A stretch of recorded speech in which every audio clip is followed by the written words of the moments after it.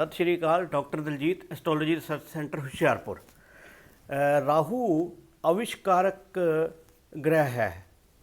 राहु को अगर एक्सप्लेन किया जाए लाल किताब के अनुसार तो एक बहुत ही अच्छा ग्रह है। जैसे वर्षफल में राहु को देखना पड़ता है और लगन कुंडली में भी। तो 42 साल उम्र इसकी मानी जाती है। आविष्कारक ग्रह मैंने क्यों कहा गया है कि जैसे दिमागी लहर एक उठती है, एकदम बिजली कड़कती है, और राहु जो है उसमें आपको कोई ना कोई संदेश दे जाता है आपके दिमाग में।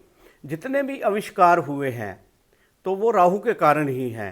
जैसे न्यूटन को अगर उसने आविष्कार किया कोई, या किसी ने ग्रेविटेशनल फोर्स का किया कि सेब जो है वो नीचे को क्यों गिरता है, ऊपर को क्यों नहीं जाता, तो एकदम जो आपके दिमाग में राहु जो है एक विचार पैदा करता है, वो हर एक जिसका राहु कमज़ोर होगा उसका नहीं होगा।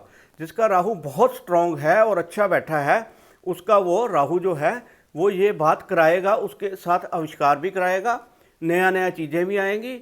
लॉटरी सट्टा ये वो बुध के साथ मिलकर ये जो राहु है ये पूरा आपको वो चीज़ देता है जो आपकी दिमागी लहरें जो हैं इंसान को नई चीज़ बताती हैं।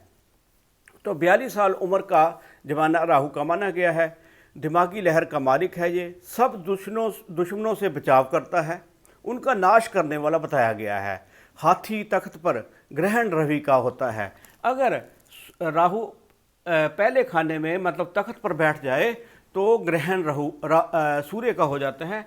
जैसे सूर्य जिस घर में बैठा हो उसके ऊपर ग्रहण लग जाता है उसकी कारक चीज़ों पर, क्योंकि ये चौथा घर है। फॉर एग्जांपल कि भाई चौथे घर में क्या है, हम सुख भाव भी देखते हैं, माता का भाव भी देखते हैं, लग्जरियस चीज़ें भी देखते हैं, तो ये सब में कमी करेगा।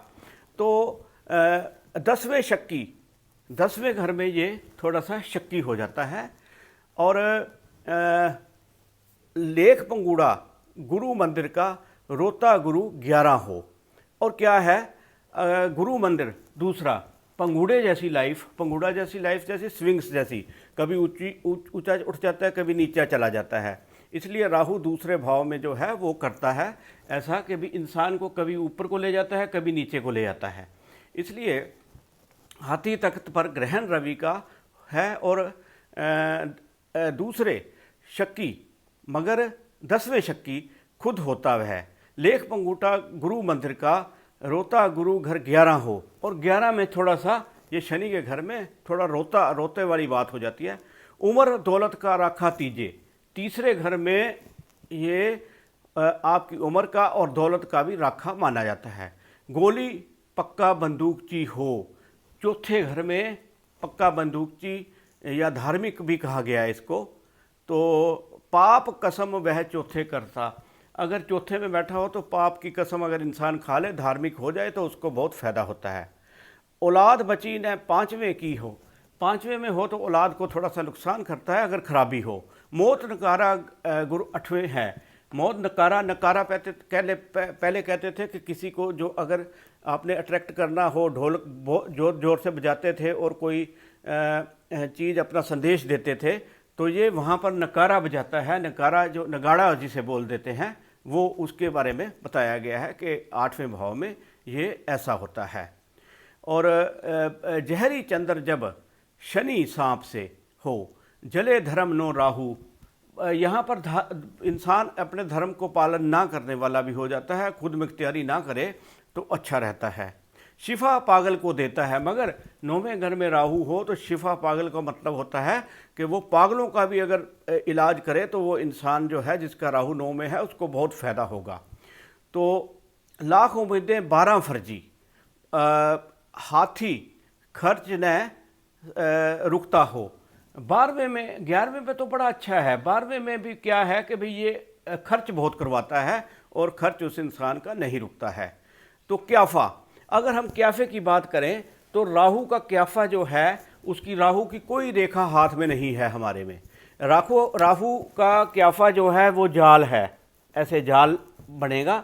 और जो केतु है उसका ये अक्षर होता है, अगर हाथ में जिस भाव में बैठा हो और हाथ में जहाँ पर जिस माउंट पर उसका निशान आ जाए वो उसको उस भाव में मानते हैं। इसकी रेखा नहीं कोई मुकर्रर की गई राहु की। और मध्य रेखा के होते राहु 6-3 और केतु 9-12 को माना जाएगा। अगर जिस इंसान के टेवा नहीं है सपोज कर लो, तो उसको अगर मध्य रेखा होगी, उसके मध्य रेखा यहाँ पर मछली की रेखा होती है, मछली की रेखा, जिससे जैसे लास्ट में क्या होता है कि मछली जैसे कह सकते हैं हम मछली की रेखा हो तो उसका क्या है मध्य रेखा मानते हैं। तो केतु आपका 9-12 में उच्च का माना जाएगा और राहु जो है वो 3-6 का उच्च का माना जाएगा। काग रेखा होते राहु 9-12 केतु 3-6 होगा। अगर काग रेखा है, काग रेखा होती है ऐसे, अगर वो हाथ में हो तो उसमें क्या है ये उल्ट माना जाएगा और राहु हमेशा ही आपको नुकसान करने वाला होगा। तो इसमें से अगर हम देखें कि हाथ की रेखाओं से भी मंदे घर में है कि अच्छे घर में है पहचाना जा सकता है राहु। उसके निशान मैंने बताए हैं कि राहु का ये जाल है और केतु का ई टाइप है, इंग्लिश का ई जो अल्फ़ाबेट है। तो वर्षफल में जब राहु और केतु इकट्ठे होंगे दृष्टि से तो केतु राहु के अधीन काम करेगा। जैसे अब सपोज कर लो कि केतु किसी का यहाँ बैठा है और राहु यहाँ बैठा है, तो अब राहु जो है केतु के ऊपर दबाव रखेगा, क्योंकि यहाँ पर राहु नीच है और केतु नीच है और राहु भी यहाँ पर नीच है, मगर केतु जो है राहु के अधीन काम करेगा। वो राहु जैसा बोलेगा वैसा ही करेगा। अगर सपोज कर लो किसी का केतु यहाँ पर है, राहु यहाँ पर है, तो तब भी जो है राहु के अधीन ही काम करेगा केतु।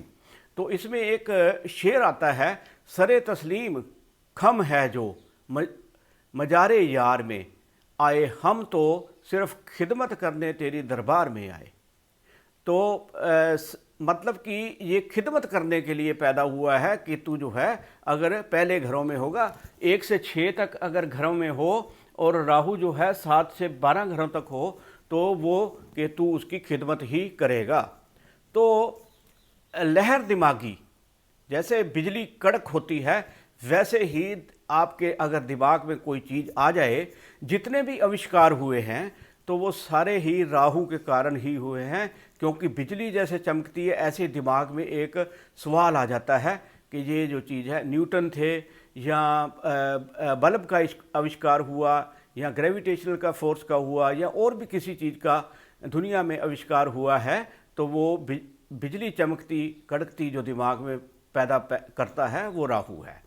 तो रंग श्याम या नीला इसका काम चमक के करता हो, जैसे हम कह सकते हैं आसमान भी नीला है, समुंदर भी नीला होता है थोड़ा सा।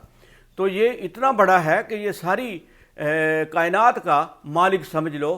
तो उसमें क्या है, ये टेवे में अगर सूरज शुक्र मुश्तरका हो तो राहु अशुभ माना जाता है, अमूमन मंदा फल होगा। सूरज प्लस शनि हो तो राहु मंदा ही होगा और साथ में मंगल भद भी होगा। राहु अगर दिल की शांति बर्बाद करे तो चांदी का उपाय मददगार होगा। चांदी का आप धारण कर सकते हैं, कोई भी चांदी की चीज़, जिससे कि राहु जो है अगर आपके दिल को बर्बाद करता है, आपके डिप्रेशन कर रहा है, आपका कोई और चीज़ कर रहा है, तो आप वो कर सकते हैं। मसूर दाल दली हुई जो है सफाई सेवक को देना लाभ होता है। जौ रात को भिगो कर सुबह पक्षियों में डालने या गरीब गुरबा में बांटने भी राहु को अच्छा करते हैं। अगर मरीज हो कोई तो राहु के कारण मरीज खराब हो रहा हो, उसको दवाई ना लग रही हो, तो उसके हम वजन जो हैं पानी में बहाने। राज दरबार या व्यापार में आए दिन झगड़े हों तो कच्चे कोयले बताए गए हैं कि वो जल प्रवाह कर देने चाहिए। इससे क्या है कि ये साधारण उपाय हैं, साधारण उपाय हैं और मगर स्पेसिफिक उपाय भी हैं इसके, वो भी करने चाहिए। वो कुंडली को देखकर पता लगता है या आपके वर्षफल को देखकर पता लगता है। अगर आपका कोई भी सवाल हो तो मैं बता सकता हूँ। सत श्री अकाल।